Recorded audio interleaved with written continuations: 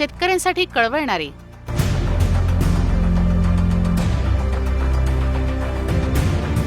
निसर्ग वादळाच्या बाबतीत पहिला मी होतो की निसर्ग वादळ झाल्यावर दुसऱ्या दिवशी भर पावसात वाऱ्यात मी अलिबागला पोहोचलो, त्याची पाहणी केली. मी त्या शेतकऱ्यांची व्यथा समजून घेत असताना त्यांनी सांगितलं की साहेब सारं उद्ध्वस्त झालंय. कष्टकऱ्यांसाठी झगडणारे. की मुंबईकरांच्याच खूप प्रश्न आहेत. 4-5 हजार गिरणी कामगारांना आज त्या ठिकाणी मुंबई जिल्हा बँकेच्या माध्यमातून आम्ही पैसे दिले. रंजल्या गांजल्यांचे कैवारी. कोरोना सेंटरवर गेलो, आपल्या कोविड सेंटर्सवर गेलो, मी हॉस्पिटल्सना गेलो आणि जे जे विषय होते, पॅरामेडिकल स्टाफ असेल आणि सायमल्टेनियसली त्या ठिकाणी रुग्णांना असणाऱ्या व्यवस्था कशा स्ट्रेंथन होतील दुरुस्त करण्याचा प्रयत्न केला. आणि कामगारांचे मित्र. एस टी कंडक्टरचा मुलगा असल्या कारणानं ज्या वेळेला एस टीला उपासमार या कंडक्टर ड्रायव्हर कर्मचाऱ्यांना आली आणि एस टीत मी बोलत असताना परिवहन मंत्री असेल, सभागृहात असेल, त्यांच्या वेदना व्यथा मला माहीत होत्या. जनसामान्यांच्या न्यायासाठी सरकारशी 2 हात करणारे प्रवीण दरेकर.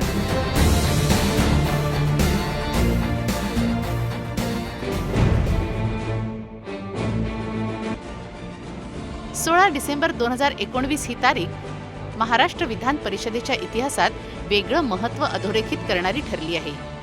कारण याच दिवशी भारतीय जनता पक्षाच्या महाराष्ट्र विधिमंडळ समितीनं विधिमंडळ पक्षनेते माननीय देवेंद्र फडणवीस यांच्या अध्यक्षतेखाली विधान परिषदेच्या विरोधी पक्षनेते पदावर एका अतिशय अभ्यासू, वाकपटू आणि विषय मांडणी करण्यात सक्षम अशा सुयोग्य सदस्याची निवड करण्यात आली. ते होते प्रवीण यशवंत दरेकर. विरोधी पक्ष नेते म्हणून कामकाज बंद पाडण्यापेक्षा या सभागृहामध्ये त्या ठिकाणी फलदायी चर्चा व्हावी. या महाराष्ट्रातील शेतकऱ्याला जो न्याय हवा आहे, या महाराष्ट्रातील कष्टकरी, वंचित, कामगार, उपेक्षित, दुर्बल ज्यांना जो न्याय हवा आहे तो चर्चेच्या माध्यमातून या सभागृहातनं देण्याचा प्रामाणिक प्रयत्न सभापती महोदय या ठिकाणी आमच्या माध्यमातून निश्चितपणे होईल, हा विश्वास या ठिकाणी मी देतो. एक म्हणजे पक्षाच्या विषयी कृतज्ञतेची भावना होती, कारण माझ्यासारख्या एका नव्या कार्यकर्त्याला एवढी मोठी जबाबदारी मोठ्या विश्वासानं दिली होती, त्याचं एक दडपण मनावर होतं. त्याशिवाय राज्याच्या या विरोधी पक्ष नेत्यावर फार मोठी माणसं होऊन गेली होती आणि त्याच्यामुळे त्या पदाला मी न्याय कसा द्यायचा एवढ्याच विचारानं मी सतत त्या ठिकाणी ग्रस्त असायचो आणि दडपण होतं. परंतु माझा आत्मविश्वास माझ्यावर होता, कारण सभागृहाचा कामकाजाचा मला चांगला अनुभव होता, सभेचं धारिष्ट्य होतं आणि त्याच्यामुळे विषयाचं आकलन होतं आणि त्याच्यामुळे या सगळ्या गोष्टींच्या संभ्रमांचं त्या ठिकाणी निराकरण होत मोठ्या आत्मविश्वासाने ही जबाबदारी पार पाडली. विधान परिषद माननीय सभापती रामराजे नाईक निंबाळकर यांनी त्यांची विरोधी पक्ष नेता पदावर नियुक्ती जाहीर केली. या घटनेस आज वर्ष पूर्ण झालं. सभागृहात 2-4 वेळेला मी भावनिक झालो होतो, ज्यावेळेला मी विरोधी पक्षनेता म्हणून पहिलं भाषण करत होतो, कारण माझ्या आयुष्याला कलाटणी देणारा क्षण होता. माझ्यासारखा एका छोट्या एस टी कंडक्टरच्या घरात जन्माला आलेला मुलगा, ज्या माझ्या आईनं डोक्यावर मासळे घेऊन गावागावामध्ये त्या ठिकाणी आम्हाला शिकवलं आणि तो मुलगा राज्याचं नेतृत्व करत होता, तो आताही क्षण आठवून मला घाईवरून येते की कुठल्या लेवलला भारतीय जनता पक्षानं त्या ठिकाणी माझ्यावर विश्वास दाखवला, खास करून देवेंद्रजींनी आणि दादांनी. आणि त्यामुळे मी निश्चित घाईवरून गेलो होतो. मला सगळा माझा पूर्व इतिहास आठवत होता. मी मुंबईत आलो कसा, वाढलो कसा, आणि काही नसताना कुठली राजकीय पार्श्वभूमी नाही, कुठली आर्थिक ताकद मागे नाही, आणि एक छोट्या कुटुंबातल्या माझ्यासारख्या कार्यकर्त्याला एवढी मोठी जबाबदारी होती. तो एक वेगळा क्षण माझ्या आयुष्यातला होता. या वर्षभरात विरोधी पक्षनेता म्हणून विधान परिषदेच्या पटलावर माननीय प्रवीण दरेकर यांनी केलेली कामगिरी अजोड आणि सुसाट आहे. श्री दरेकर साहेब हे विधानसभेत असल्यापासून, जेव्हा मी मंत्री होतो तेव्हापासून त्यांचे मी विधान भवनातली कारकीर्द बघत आहे, त्यांची भाषणं ऐकत आहे, त्यांचा आक्रमक स्वभाव मी बघितलेला आहे. आणि विरोधी पक्ष नेत्यांची भूमिका जी असते विधान परिषदेत, ही सरकारला धारेवर धरायची असते. ते निश्चितपणे त्यांच्या आक्रमक स्वभावाला रुचणारी जुळणारी असल्यामुळे ही कामगिरी अनुभव नसतानाही त्यांनी वर्षभर चांगली पार पाडलेली आहे. ते आता रुळलेले आहेत. माणूस तो माणूस खरोखर, नाव तयाचे प्रवीण दरेकर. भारताचे पंतप्रधान माननीय नरेंद्र मोदी यांच्या प्रेरणेनं नव्या भारताचं स्वप्न साकार करण्यासाठी केंद्रीय गृहमंत्री माननीय अमितभाई शहा, भारतीय जनता पक्षाचे राष्ट्रीय अध्यक्ष माननीय JP नड्डा आणि केंद्रीय मंत्री माननीय नितीनजी गडकरी यांच्या मार्गदर्शनात कार्य करणाऱ्या प्रवीण दरेकरांना माजी मुख्यमंत्री आणि विधानसभा विरोधी पक्षनेते माननीय देवेंद्र फडणवीस आणि प्रदेशाध्यक्ष चंद्रकांतदादा पाटील यांच्या मैत्रीपूर्ण सहकार्याची साथ मिळाली. प्रवीण दरेकर म्हणजे मुळातच एक घणाघाती नेतृत्व. समाजकार्यातून राजकारणात आलेले, कला, क्रीडा, सहकार अशा विविध क्षेत्रातील कामाचा दांडगा अनुभव गाठीशी असलेलं. 2009 ते 2014 या काळात विधानसभा सदस्य असताना जनतेच्या जिव्हाळ्याचे प्रश्न मांडण्यात त्यांनी नेहमीच आघाडी घेतली. आज असणाऱ्या डॉक्टर्सना पगार मिळत नाहीत, नर्सेसना पगार मिळत नाहीत, आहेत त्यांना पगार त्या ठिकाणी मिळत नाहीत. आणि आपण भरतीच्या गोष्टी करताय सभापती महोदय. मी सांगितलं कोहिनूर हॉस्पिटल, त्या ठिकाणी कोहिनूर हॉस्पिटलला 18 लाखाचं बिल घेतलं. मी उल्लेख केला, कसलं मॉनिटर करता आपण, काय मॉनिटर करता. आज राज्यातल्या जनतेला हीच अपेक्षा आहे की आज कोविडवर चर्चा होईल आणि तुम्ही काहीतरी कारवाई करणार. मी बघतो तक्रारी आल्या, कारवाई. विरोधी पक्षनेता या ठिकाणी सांगतोय, आणखी कसली तक्रार आपल्याला द्यायची. मुंबई जिल्हा मध्यवर्ती बँक, मुंबई शहर लेबर कोऑपरेटिव्ह फेडरेशन, महाराष्ट्र राज्य सहकारी संघ, राज्य मजूर सहकारी संस्था, साई सावली सहकारी पतपेढी आदी संस्थांचं दमदार नेतृत्व करताना सहकार चळवळीत चांगलं योगदान आणि दिशा देण्याचं काम प्रवीण दरेकर यांनी अतिशय जिकरीनं केलं. तर कोकणात उभारलेल्या सहकार चळवळीचं श्रेय देखील त्यांनाच जातं. माननीय प्रवीण दरेकरांनी विधान परिषद विरोधी पक्षनेते पदाची शपथ ग्रहण केली आणि दुसऱ्याच दिवसापासून त्यांनी लोकहितार्थ आक्रमकता अंगी बांधली. ती आजतागायत कायम आहे. की मुंबईकरांच्याच खूप प्रश्न आहेत. कारण या मुंबईत जसा श्रीमंत माणूस राहतो तसा मध्यमवर्गीय काबाड कष्ट करणारा माणूसही आहे. आणि त्यांच्याच अनेक प्रश्न आहेत. आपण गिरणी कामगारांचं म्हटलात की तत्कालीन मुख्यमंत्री पृथ्वीराज चव्हाणांनी त्यांना घरं दिली, त्यांचं अभिनंदन करे, चांगला निर्णय झाला. पण घरं दिल्यानंतर जे त्यांना 10-12 लाख रुपये भरायचे होते ते कुठून घेणार, हा यक्ष प्रश्न उभा राहिला होता. कारण ते 60 वर्षाच्या वर निवृत्त गिरणी कामगार गेले होते, त्याच्यामुळे त्यांची परतफेडीची क्षमता नव्हती. मग अशा वेळेला मुंबई जिल्हा मध्यवर्ती बँकेनं आम्ही निर्णय केला की ह्यांना पैसे दिले तर पाहिजेत, कारण त्यांचा फ्लॅट आहे तो 30-35 लाखाचा आहे, 10-12 लाखाचं कर्ज आहे. आणि मग मी अजितदादा पवारांचंही आभार व्यक्त करेन की त्यांच्याकडे आम्ही बैठक लावली. आमचे सहकारी नंदकुमार काटकर तेव्हा चेअरमन होते मला वाटतं, आणि त्यांच्या मध्यस्थीने ती बैठक लावली आणि अजितदादांनी त्यांना तो फ्लॅट भाड्याने द्यायला सरकार म्हणून अलाउड केलं. आणि आज साधारण 4-5 हजार गिरणी कामगारांना आज त्या ठिकाणी मुंबई जिल्हा बँकेच्या माध्यमातून आम्ही पैसे दिले आणि 100% ते पैसे सुरक्षित परतफेड झाली. स्वातंत्र्यवीर सावरकर यांच्याविषयी काँग्रेसच्या राष्ट्रीय नेत्यांनी रॅली दरम्यान केलेल्या सार्वजनिक वक्तव्याबद्दल थेट सभागृहात तीव्र नापसंती व्यक्त केली. महाराष्ट्राचे मुख्यमंत्री माननीय उद्धव ठाकरे यांनी या पदावर विराजमान होण्यापूर्वी 25,000 रुपयांची सरसकट मदत शेतकऱ्यांना मिळवून देण्याचं आश्वासन अतिवृष्टीची पाहणी दरम्यान दिलं होतं. त्या वचनाची आठवण करून देण्याचं धाडस केलं ते माननीय प्रवीण दरेकर यांनीच. प्रवीण दरेकरांना विरोधी पक्षनेता विधान परिषदेचं होऊन वर्ष पूर्ण झालं. या वर्षभरामध्ये महाराष्ट्राच्या राजकारणामध्ये सर्वसामान्य माणसांचा आवाज उठवणारा एक अतिशय दबंग नेता अशी प्रतिमा निर्माण करण्यामध्ये प्रवीण दरेकर यशस्वी झाले. प्रतिमाच नाही, अनेक वेळेला मीडियाच्या माध्यमातून प्रतिमा निर्माण करते, परंतु व्यवहारात तसं नसतं. तसं दरेकरांचं राहिलं नाही. प्रतिमाच नाही तर व्यवहारामध्ये प्रश्नांना थेट हात घालणं, प्रश्नांच्या सोडवणुकीसाठी संघर्ष करणं आणि स्वतःवर त्याच विषयामध्ये कारवाई होईल, आकसाने काही वागणूक मिळेल याची पर्वा न करणं हे प्रवीण दरेकरांनी आपल्या व्यवहारातून करून दाखवलं. सगळ्यात महत्त्वाचं म्हणजे कुठलीही घटना महाराष्ट्रात घडली की विरोधी पक्षाने धावून गेला पाहिजे. प्रवीण दरेकरांचं हे वैशिष्ट्य आहे की ते कुठलाही विचार न करता असलेलं हातातलं काम टाकून मग महिलांवरचे अन्याय अत्याचार असतील, अतिवृष्टी असेल, निसर्ग वादळ असेल, कोविडचा प्रवास असेल, या सगळ्या विषयामध्ये सहज उपलब्ध होणारा विरोधी पक्षनेता अशी त्यांनी त्यांची स्वतःची प्रतिमा बनवली. अवकाळी पावसामुळे राज्यातील शेतकऱ्यांच्या झालेल्या नुकसानीबाबत सभागृहात स्थगन प्रस्ताव मांडून शासनाला जागं केलं.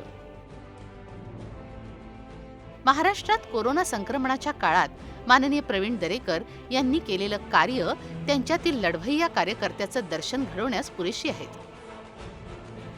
लॉकडाऊनच्या काळात जनजीवन ठप्प झालं. चाकरमानी, व्यावसायिक, बाराबलुतेदार, शेतकरी, कामगार, कष्टकरी साऱ्यांचीच उत्पन्नाची साधनं बंद झाली. रुग्णांची, त्यांच्या नातेवाईकांची धावपळ, वाहतूक साधनांचा तुटवडा. मात्र राज्याचं अख्खं मंत्रिमंडळ क्वारंटाईन झालेलं.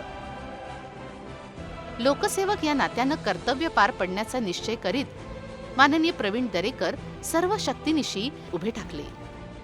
सॅनिटायझर, रेडी फूड, मास्क, अन्नधान्य, जीवनावश्यक वस्तू गरजूंपर्यंत पोहोचवण्याचं काम त्यांनी सर्वसामान्य कार्यकर्त्याच्या खांद्याला खांदा लावून केलं आणि हजारो कोविड रुग्णांचे प्राण वाचवले.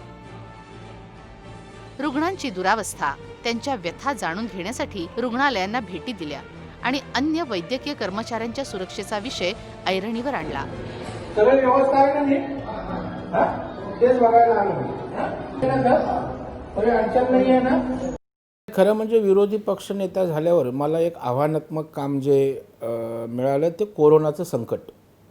आणि ज्या वेळेला कोरोनाच्या संकटामध्ये सरकारवर अंकुश ठेवण्याची आवश्यकता होती, लोक त्या ठिकाणी दिशाहीन झाली होती. नेमकं काय करावं, कसं करावं अशा प्रकारची संभ्रमावस्था लोकांमध्ये. सरकारच्या बाजूनं त्या ठिकाणी नेमकं काय होतंय याविषयी त्या ठिकाणी निश्चितता नव्हती. आणि मग अशा वेळेला त्यांच्यात जाऊन दिलासा देण्याची आवश्यकता होती. त्याच्यामुळे मी कोरोना सेंटरवर गेलो, आपल्या कोविड सेंटर्सवर गेलो, मी हॉस्पिटल्सना गेलो आणि जे जे विषय होते त्या विषयांवर जीवाची पर्वा न करता त्या ठिकाणी तिथे व्यवस्थापनाला मदत केली, डॉक्टरना त्या ठिकाणी कॉन्फिडन्स वाढवला, पॅरामेडिकल स्टाफ असेल आणि सायमल्टेनियसली त्या ठिकाणी रुग्णांना असणाऱ्या व्यवस्था कशा स्ट्रेंथन होतील, कमतरता असतील तर त्या मुख्यमंत्र्यांशी बोलून, सरकारशी बोलून त्या ठिकाणी त्या निराकरण करत दुरुस्त करण्याचा प्रयत्न केला. खासगी रुग्णालयाकडून होणारी आर्थिक लूट, शासकीय उपाययोजनामधील गलथानपणा यावर सरकार विरोधात निदर्शनं करून, आंदोलनं उभारून सरकारला जाब विचारला. कोरोना काळात तब्बल 5,000 अन्नधान्याचे किट गरीब आणि गरजूंना वितरित करून नवा आदर्श निर्माण केला.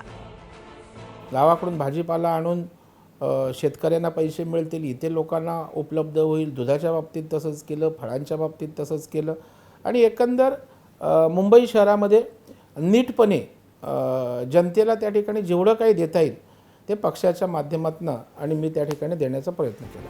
कोरोना काळातील गणेशोत्सवादरम्यान सिद्धिविनायक सार्वजनिक गणेशोत्सव मंडळातर्फे आरोग्य उत्सव साजरा करून अभिनव पायंडा त्यांनी पाडला.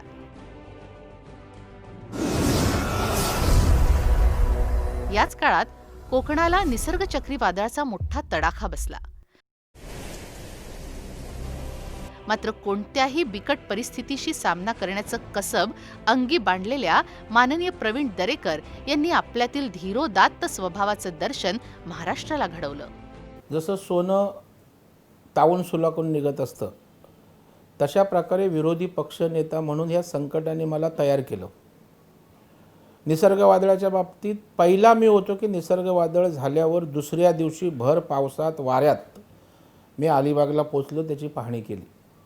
त्यानंतर देवेंद्रजींच्या सोबत दौरा केला, सरकारवर दबाव आणला. कारण पूर्णपणे कोकण उद्ध्वस्त झालं होतं, त्याला आधाराची आवश्यकता होती. मग मायबाप सरकारला लक्ष द्यावं लागलं. उद्धवजी एक दिवसासाठी गेले, मदत जाहीर केली आणि त्यांना दिलासा देण्याचा प्रयत्न केला. परंतु दुर्दैवानं आजही त्यांना पूर्ण मदत मिळालेली नाही आणि त्या संकटामध्ये बागा उद्ध्वस्त झाल्या होत्या, शाळांची छतं पडली होती आणि एकंदर त्या शेतकऱ्यांना, बागायतदारांना त्या ठिकाणी त्यांच्यात जाऊन एक धीर दिला. कारण त्यांच्या 10-15 वर्षाचं उत्पन्न देणाऱ्या सुपारी बागा उद्ध्वस्त झाल्या होत्या आणि एक चॅलेंजचं काम समजून मी आणि देवेंद्रजींनी दौरे कोकणाचे केले आणि त्याचा परिणामच सरकारला त्या ठिकाणी लक्ष घालावं लागलं. तुटपुंजी का होईना त्या ठिकाणी मदत झाली. कोकणात शेतकऱ्यांच्या बांधांवर भेटी देऊन चक्रीवादळानं उद्ध्वस्त झालेल्या कोकणवासी शेतकऱ्यांना आणि जनसामान्यांना धीर आणि आधार देण्याचं महत् कार्य केलं. घरांच्या पुनर्उभारणीसाठी सर्व शासकीय मदत मिळवून देण्यासाठी नेटानं प्रयत्न केले. विरोधी पक्षनेते प्रवीण दरेकर यांना 1 वर्ष पूर्ण झालं, त्याबद्दल मी त्यांना मनपूर्वक शुभेच्छा देतो. खरं म्हणजे गेल्या 1 वर्षात संपूर्ण महाराष्ट्र आणि जग कोरोनाचा सामना करत होतं आणि त्याचवेळी पूर्ण कोरोनाच्या काळामध्ये मैदानात उतरून सामान्य माणसाला न्याय मिळेल याकरता फिरणारा नेता प्रवीण दरेकर होते. कोरोनाच्या काळात एकही दिवस ते घरी बसले नाहीत. दवाखान्यांमध्ये गेले, वेगवेगळ्या केंद्रांवर गेले, लोकांना उपचार जिथे मिळत नव्हते तिथे उपचार मिळवून दिले. ज्या ठिकाणी कोरोनाच्या नावावर भ्रष्टाचार चालला होता, धांदली चालली होती, तिचा देखील पर्दाफाश हा प्रवीण दरेकरांनी केला. आणि सगळ्यात महत्त्वाचं, आमचे लोकनेते गोपीनाथराव मुंडे नेहमी असं म्हणायचे की विरोधी पक्षनेत्याने सत्तेशी संघर्ष करायचा असतो, समझोता करायचा नसतो. सत्तेशी संघर्ष करणारे प्रवीण दरेकर मला पाहायला मिळाले. उत्तम वक्तृत्व आणि अतिशय ओघवत्या शैलीमध्ये त्यांचा तोफखाना आणि मारा सुरू झाला की सरकारजवळ उत्तरं राहत नाही. ही अतिशय चांगली अशा प्रकारची एक शैली त्यांनी विकसित केली आहे. आणि हे सगळं करत असताना विरोधी पक्षनेता हा पायाला भिंगरी लागल्यासारखा फिरत राहायला पाहिजे. कुठेही घटना घडली तर त्या ठिकाणी प्रवीण दरेकर पोचतातच. रातोरात त्या ठिकाणी जाऊन त्या घटनेचा कॉग्निझन्स घेऊन वंचितांना, गरिबांना न्याय देण्याचं काम हे प्रवीण दरेकरांच्या माध्यमातून चाललं आहे. एकीकडे मुंबई बँकेचे अध्यक्ष म्हणून अतिशय उत्तम काम करत सरकारशी संघर्ष करतायत आणि दुसरीकडे विरोधी पक्षनेते म्हणून या ठिकाणी सामान्य माणसाच्या आशा, आकांक्षा, अपेक्षा आणि दुःख हे त्या ठिकाणी मांडण्याचं काम प्रवीण दरेकरांच्या माध्यमातून होत आहे. 1 वर्ष पूर्ण झालं, पण असं वाटतं की गेले अनेक वर्ष ते या ठिकाणी काम करतायत. इतकं या 1 वर्षामध्ये त्यांनी कार्य करून दाखवलं आहे. त्यांच्या पुढील कार्याला माझ्या अतिशय मनपूर्वक शुभेच्छा. जून ते ऑक्टोबर दरम्यान विदर्भ, मराठवाडा, उत्तर आणि पश्चिम महाराष्ट्रावर पुन्हा अतिवृष्टीचं संकट आलं. त्यावेळी दरेकरांनी झंझावाती दौरा केला आणि शेतकऱ्यांच्या बांधावर जाऊन त्यांच्या समस्या समजून घेतल्या. शेतकऱ्यांनी दिलेली चटणी भाकर खाऊन त्यांच्यातच राहून दरेकरांनी माणुसकीचा एक वेगळा परिचय दिला. शेतीसाठी मंगळसूत्र गहाण ठेवणाऱ्या शेतकऱ्याच्या पत्नीचं मंगळसूत्र स्वतःच्या खिशातले 30,000 रुपये देऊन सोडवून आणत मायभगिनींविषयीची कळवळ दाखवली ती प्रवीण दरेकरांनी. ज्या वेळेला मी अतिवृष्टीच्या दौऱ्यावर होतो परभणीला, सेलू वगैरे तालुक्यातलं एक गाव, तर तिथे मी त्या शेतकऱ्यांची व्यथा समजून घेत असताना त्यांनी सांगितलं की साहेब सारं उद्ध्वस्त झालं आहे आणि माझ्याकडे आता काही घाण ठेवायला पण नाही. माझ्या पत्नीचं जे एक मंगळसूत्र होतं, छोटी डवली, ती मी त्या ठिकाणी घाण ठेवली 25-30 हजार. त्याच्यामुळे मला पण घाण ठेवायला आता काही राहिलेलं नाही. त्याच्यामुळे मी जगणार की मरणार या अवस्थेमध्ये त्या ठिकाणी मी आहे. आणि मग माझ्यातली संवेदनशीलता जागी होत मी तात्काळ तिथल्या तलाट्याला बोलवलं, आमच्या कार्यकर्त्यांना बोलवलं. मी 30,000 रुपयाची व्यवस्था केली आणि त्या ठिकाणी जाऊन त्या बँकेमध्ये तिचं मंगळसूत्र त्या माऊलीचं सोडवून त्या शेतकऱ्याला दिलं. तो एक वेगळा क्षण माझ्या आयुष्यामध्ये होता की माझ्या माऊलीचं मंगळसूत्रसुद्धा आज शेवटचा दागिना, तिच्या सौभाग्याचा अलंकार घाण ठेवायला लागतंय. या वेदना मला सतावत होत्या की ह्यांच्यासाठी काहीतरी केलं पाहिजे. पीक कर्जासाठी दिवसभर रांगेत उभे असलेल्या शेतकऱ्यांसाठी बँकेसमोरच ठिय्या आंदोलन करणारे, पंचनामे करायला काकू करणाऱ्या अधिकाऱ्यांना घटनास्थळी बोलावून पंचनामा करायला लावणारे आणि शेतकऱ्यांना मदत मिळवून देण्यासाठी सरकारकडे वारंवार आग्रही मागणी करणारे दरेकर म्हणूनच मानले जातात बळीराजांचे सखा. गेल्या आता दौऱ्यावर असताना मराठवाड्यामध्ये मी जालनाला एका गावामध्ये गेलो होतो, भोकरदनला. 3 त्या ठिकाणचे लोक विजेनं त्या शेतामध्ये मृत्युमुखी पडले, तारेला शॉक लागून वगैरे. मग हा कोणाचा दोष आहे? काय त्या निष्पाप माणसांचा दोष? दिवसा आम्ही लाईट देत नाही म्हणून रात्री ते शेतावर जातात पाण्याला. आणि ते तुमची जर त्या ठिकाणी कंपाऊंड असती, फुलप्रूफ जर वायर असती, तर मला वाटतं नसते बळी गेले. त्यांच्या घरी कोण कमावतं नव्हतं, त्यांना दिलासा दिला, त्यांना मदतीचा हात दिला. आणि मला वाटतं ह्याच्यात मला खूप समाधान, आनंद आणि ऊर्जा मिळत असते की अशा लोकांसाठी काहीतरी करायला पाहिजे. आणि आज आपल्याकडं तेवढी उपलब्ध साधनसामुग्री नसल्याकारणानं इच्छा असूनसुद्धा होत नाही.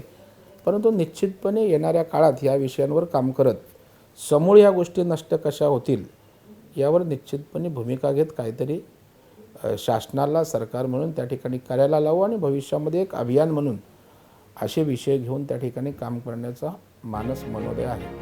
भारतीय घटनेचे शिल्पकार भारतरत्न डॉक्टर बाबासाहेब आंबेडकर यांनी शिक्षण घेतलं त्या फोर्टच्या सिद्धार्थ महाविद्यालयाच्या दुरुस्तीच्या प्रश्नाला वाचा फोडत त्यासाठी लाखो रुपयांचा निधी मिळवून दिला माननीय प्रवीण दरेकर यांनीच. झुंजार, आक्रमक, लढवय्ये, बेधडक आणि सर्वस्पर्शी नेतृत्व अशी प्रतिमा आपल्या धडाकेबाज कार्यपद्धतीनं निर्माण करणारे माननीय प्रवीण दरेकर म्हणूनच आहेत या महाराष्ट्राच्या नव्या पिढीचे पाईक.